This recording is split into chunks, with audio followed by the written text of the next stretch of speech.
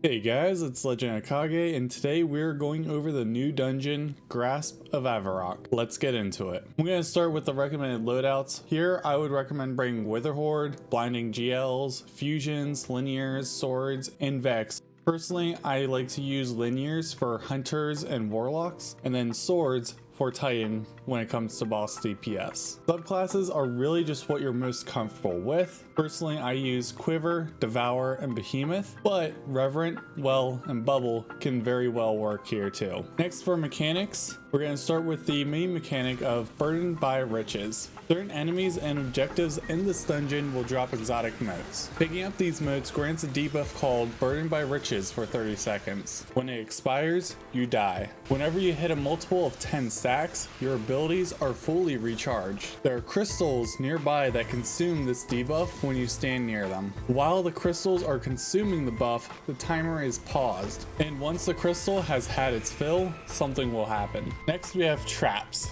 There are various traps around this area, pressure blades, switches, collapsible bridges, and most of these will kill you when activated, but others will complete objectives such as opening a door. Scorch Cannons are very useful here, and you can get them by killing a certain vandal that spawns. It will not disappear if you do not pick it up. If you do pick it up and then drop it, it will disappear after a short time. Tapping fire will fire a regular Scorch Cannon shot. Holding fire will charge a shot with multiple tiers. Fully charged, which is a second ding, is the highest tier. The charge will set off on its own if it's held too long. And you can use melee and grenades while holding it without dropping it or releasing the charge. And finally, we have battery stations. There are battery stations scattered around this dungeon. Instead of arc charges, you will activate them with a Scorch Cannon. Either a fully charged shot or 3 regular shots will fully activate it. And activating them can open doors, activate launchers, and drop motes. Starting with the first encounter, the Loot Cave. Our objectives here are to kill Hive to drop motes, gather 50 motes for the crystal in the Loot Cave, and feed the crystal. My general tips here is just use Witherhoard to spawn kill enemies, and it's a pretty simple encounter. Next part is the trap jumping puzzle.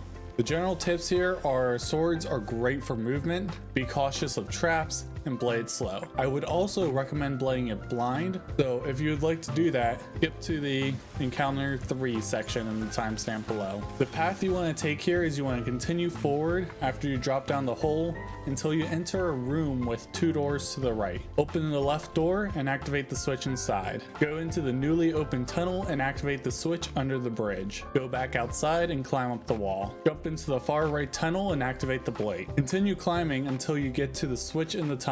Activate the switch and either jump to the far left platform or go into the other wall and activate the switch there and continue until you get to the far left platform. From there, go inside past the switch and jump up and activate the switch up top. Now you'll go backwards into the newly opened door and activate the switch inside. And then once again, go to the other side and you're going to open the door on the right of the 2 doors in there. In the circular room, you're going to activate the switch on the right, then the left side, then the right side again, kill the vandal, activate the battery, and go up the stairs. Also, in the circular room on the left side, if you jump up, there is a secret chest. Continue into the cargo bay and up into the air duct. Jump across the gap and you are free. Now for the third encounter, Phrisia the Insatiable. General tips here are double special is great. I've never ran into many ammo issues using it. Use your supers to clear the rooms if you can, and if you're doing range DPS, I find damage from the tunnel is relatively safe. The encounter flow here is you're going to use a Scorch Cannon to activate the doors,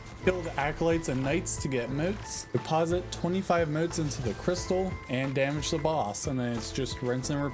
After that, we now have the Sparrow Mine section. Our objective here is simply to go down the path, deactivating mines on the way so they don't wipe us. The general tips here are to activate switches to extend the timer. You do not have to stop on the mine to deactivate it, just run through the middle. If you run through the side, you might not end up deactivating it. And then resummon your Sparrow if it's on fire. After you deactivate the final mine, if you jump up onto the skull's right eye, it would be on your left when you're facing outside the skull from the final mine. There's a secret chest up there. Now for the next lootable encounter, the Fallen Shield. General tips here is to use add clear weapons and supers, and absolutely do not let the third servitor roll off the hill and disappear. This currently causes a disconnect error when the 5th servitor is killed. The encounter flow here is to get a Scorch Cannon, fire at the battery and hold the charge. Release it when you're on the launch pad, and this is how you traverse the map. From there, you want to locate a servitor, kill dregs and captains to get motes, deposit 20 motes into the crystal, kill the servitor, roll it onto the launch pad, and launch it into the shield. And you're gonna repeat this 3 more times. After that, you're gonna continue up, and we're in the final encounter, Captain Avarok. My general tips here are to use the tower in the back of the room to clear the key ads I'll mention. Use your abilities to kill dregs while charging shots. Strafe around the crystal and kill some dregs if you can while depositing.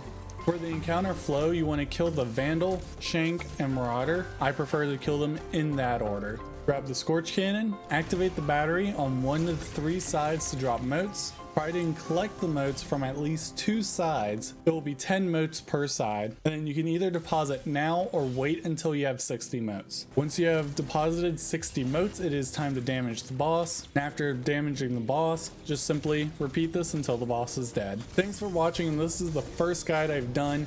I have gone through many revisions on this, so if you like this, please let me know. If there's any key information I missed out that you want me to include, please let me know. I want to improve my videos, and that's really just it. I just want to improve. So if you like this video, go ahead and like it, subscribe, and I'll see you guys next time.